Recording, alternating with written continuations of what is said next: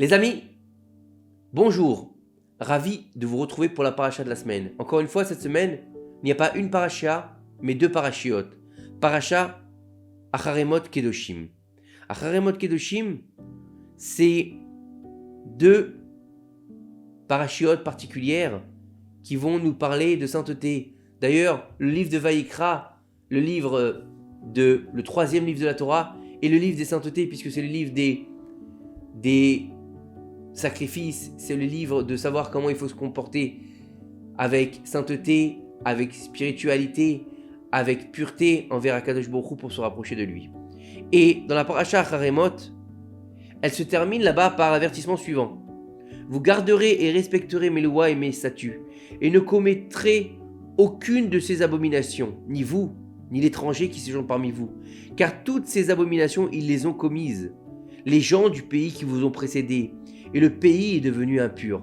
Craignez que cette terre ne vous vomisse si vous la dégradez, comme elle a vomi le peuple qu'il habitait avant vous.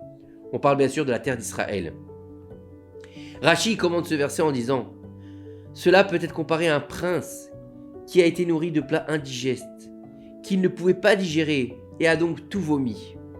De même, la terre d'Israël ne peut contenir les transgresseurs et ainsi elle les vomit. » Compte tenu de la comparaison de Rashi, nous voyons qu'Akadosh Baruch Hu, à quel point il chérit la terre d'Israël, comme un roi qui aime son fils le prince.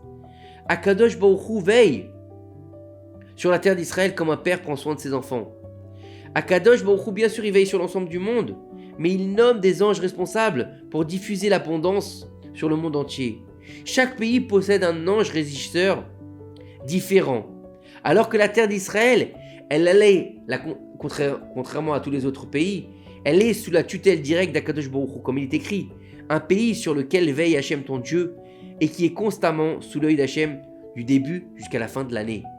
Donc ça veut dire que le regard d'Akadosh Baruch Hu ne quitte jamais la terre d'Israël.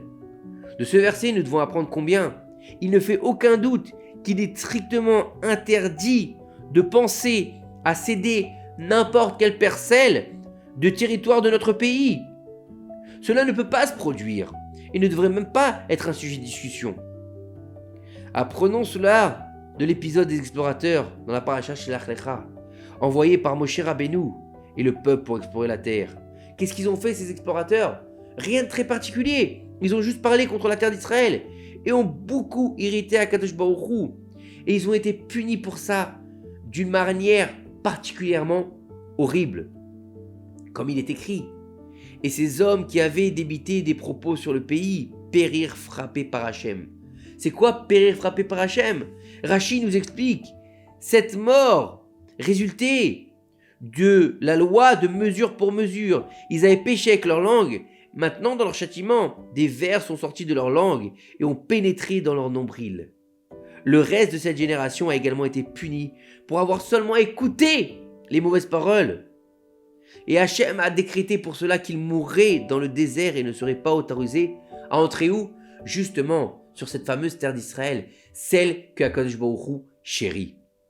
Depuis le jour où Akadosh Baruch Hu, il a promis la terre d'Israël à Abraham Avinu jusqu'à aujourd'hui, il n'y a jamais eu un homme qui ait pensé parler ou réellement donner une partie de notre terre aux autres nations et qui a quitté ce monde indemne. Il faut faire très attention à cela. Il faut savoir que quiconque a eu l'audace de toucher ne serait-ce qu'une seule partie de la terre d'Israël, malheureusement, l'a payé très cher, que ce soit par sa richesse, sa santé ou par sa vie. Et on l'a vu tout au long des générations. On ouvre les faits historiques, regardez bien, toutes les personnes qui ont voulu donner Israël à nos ennemis, qu'est-ce qui s'est passé pour eux? Toutes les personnes qui ont eu l'audace de rendre des territoires ou de vendre des territoires aux nations du monde, qu'est-ce qui s'est passé pour eux malheureusement? Akadosh Baruch Hu a fait allusion à cela lorsqu'il a dit à Moshe Rabbeinu, tu maintiendras le peuple tout autour, en disant, prenez garde de gravir cette montagne et même de la toucher. Quiconque toucherait à la montagne serait mis à mort. On ne portera pas la main sur lui, mais on devra le lapider. On le transperce de flèches. Homme ou bête, il cesserait de vivre. Chas v'shalom. Bien que ce verset, il fasse référence à quoi? Au mont Sinaï, c'est au moment du don de la Torah. De nombreux commentateurs les attribuent à la sainteté de la terre d'Israël. Tout homme ou même toute bête qui toucherait même un peu les frontières de la terre d'Israël serait fatalement condamné.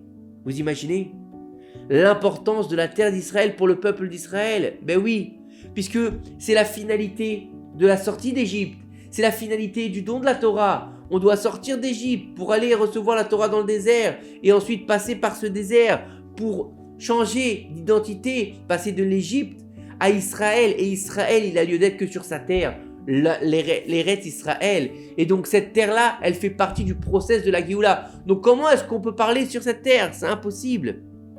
Eretz Israël, il faut savoir qu'elle est pour nous un don précieux et importante qu'Akadosh Baruch Hu nous a offert par amour. Et c'est pas simplement un amour, c'est un amour débordant qu'il a eu envers nous. Si quelqu'un méprise ce don et s'en débarrasse, il n'y a rien de plus qu'un insensé.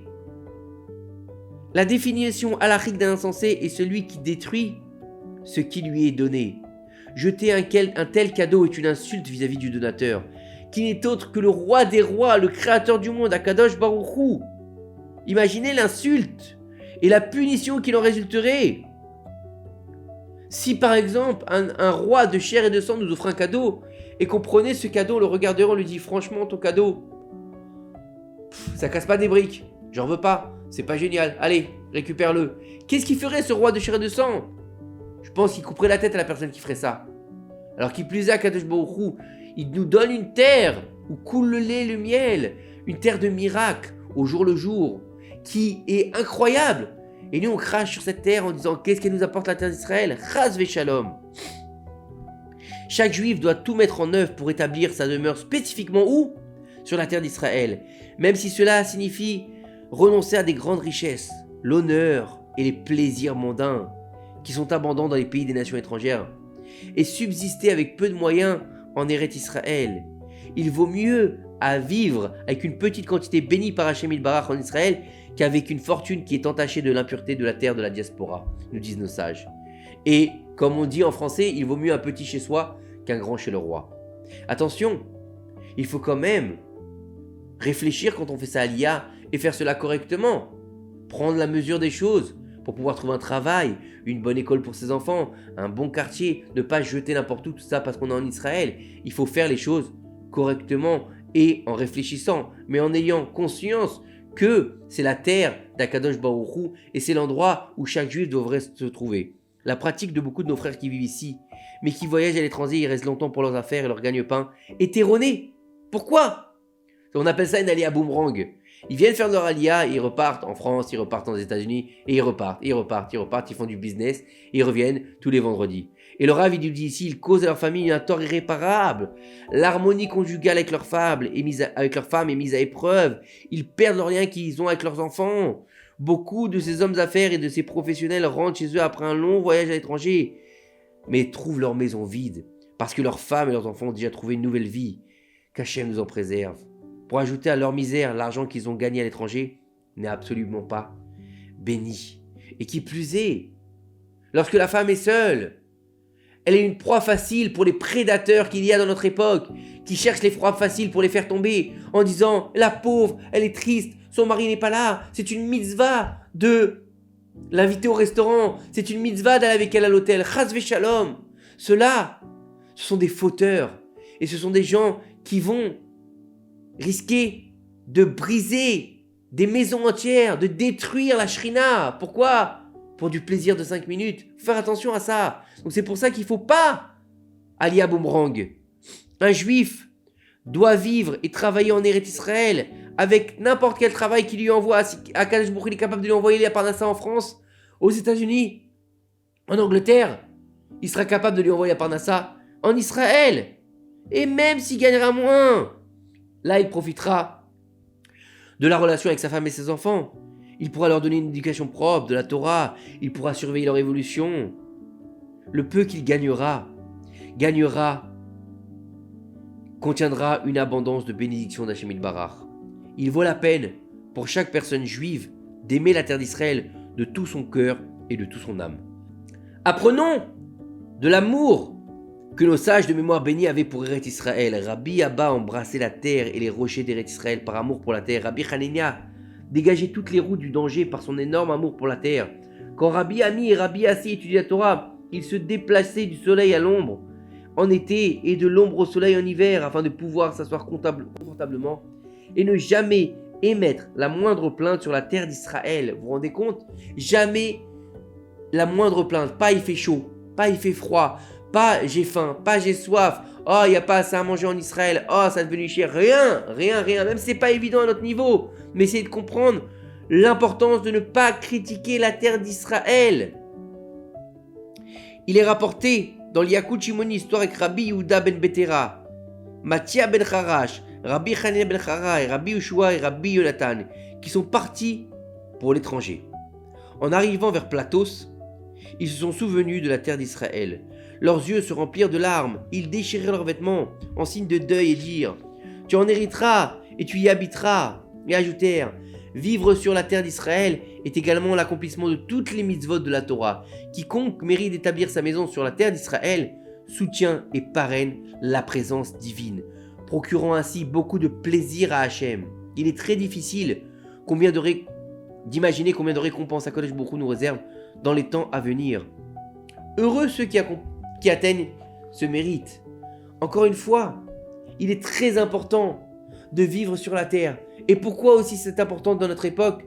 Parce que c'est grâce au fait que les Juifs viennent vivre sur leur terre que le Mashiach il peut se dévoiler. Lorsque la nation d'Israël aura rejoint sa terre, nous disent nos sages, et qu'elle aura recréé son peuple sur sa terre, son royaume d'Israël, le royaume avec des lois, avec une police, avec une armée, avec un gouvernement qui soit ministre ou roi, il aura recréé le royaume d'Israël avec des hiérarchies, en suivant des lois, selon la Torah, les mitzvot, et en pouvant développer et dévoiler cette Torah d'Eretz Israël, alors le Mashiach, il pourra enfin se dévoiler lorsque la majorité du peuple d'Israël vivra sur cette terre.